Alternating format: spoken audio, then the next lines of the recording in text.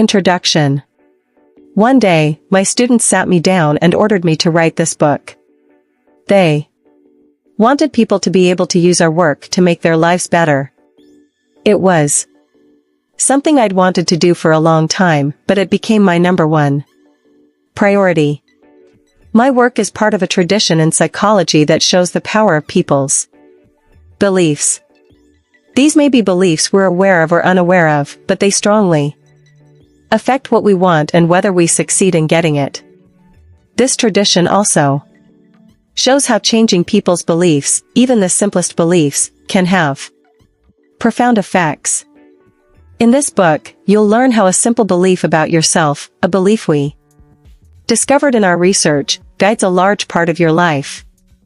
In fact, it permeates every part of your life. Much of what you think of as your personality actually grows out of this mindset. Much of what may be preventing you from fulfilling your potential grows out of it. No book has ever explained this mindset and shown people how to make use of it in their lives. You'll suddenly understand the greats in the sciences and arts, in sports, and in business, and the would-have-beens. You'll understand your mate, your boss, your friends, your kids. You'll see how to unleash your potential and your children's. It is my privilege to share my findings with you. Besides accounts of people from my research, I've filled each chapter with stories both ripped from the headlines and based on my own life and experience, so you can see the mindsets in action.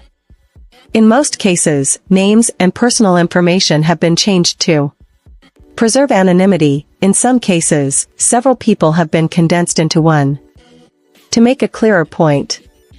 A number of the exchanges are recreated from memory, and I have rendered them to the best of my ability.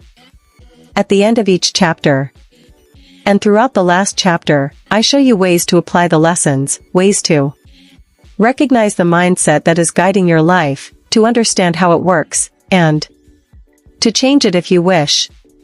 A little note about grammar. I know it and I love it, but I haven't always followed it in this book. I start sentences with ands and buts. I end sentences with prepositions.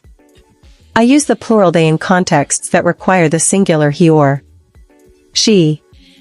I've done this for informality and immediacy, and I hope that the sticklers will forgive me. A little note on this updated edition.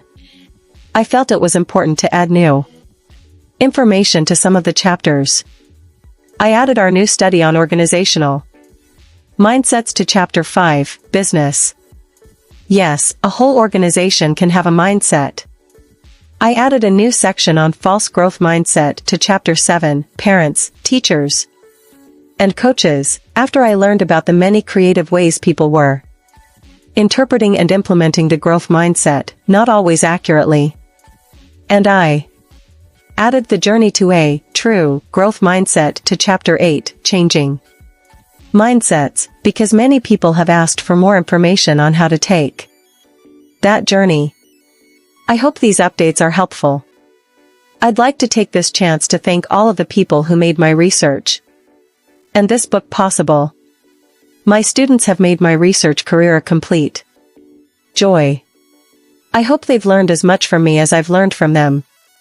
I'd also like to thank the organizations that supported our research: the William T. Grant Foundation, the National Science Foundation, the Department of Education, the National Institute of Mental Health, the National Institute of Child Health and Human Development, the Spencer Foundation, and the Rakes Foundation.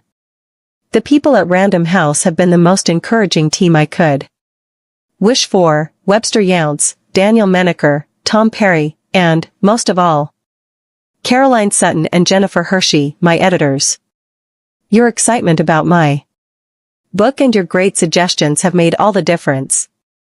I thank my superb agent, Giles Anderson, as well as Heidi Grant for putting me in touch with him. Thanks to all the people who gave me input and feedback, but special thanks